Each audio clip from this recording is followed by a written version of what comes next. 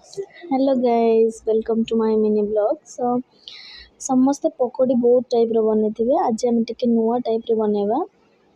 Fast मुझे किसी आलू को कोर कोरी नहीं बहुत छोट छोट स्लाइड होती से पियाज पकई कंचा लंका पकई अदा रसुण पेस्ट पकई जो मैंने चाहिए पकई पारे जो मैंने चाहिए स्किप भी करेंगे। आम ये बेसन पकई सब प्रकार मसला ऐड करदे लुण चाट मसला चिकेन मसला चिल्ली पाउडर सो आउ जेकोसी मसला आपण मैंने यूज कर भी ऐड करदे।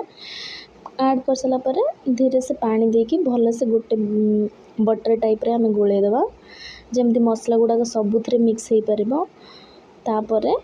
गैस ऑन करके कड़ाई बसैकी से तेल गरम करदबा तेल गरम करदे छोट छोट साइज रे आम टे पतला पतला करके पकईदबा कहीं जेहेतु आलू तो ये पतला पतला स्लाइस पकईदे से आलूटा भितर अच्छे ना तो भल भाव सीझीज आउ क्रिस्पी हो पार।